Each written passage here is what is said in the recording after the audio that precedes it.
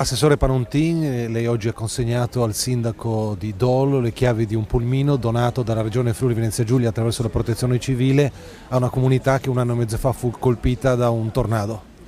Sì, come ho detto prima, si tratta di un segno tangibile di solidarietà nei confronti di queste popolazioni. Noi, come dicevo, abbiamo una lunga tradizione di solidarietà. Prima l'abbiamo ricevuta, oggi, tanti anni fa, 40 anni fa, oggi continuiamo a restituire in parte ciò che abbiamo ricevuto in termini solidaristici da tutta la comunità italiana, da quella veneta all'epoca e da tutte le altre comunità regionali.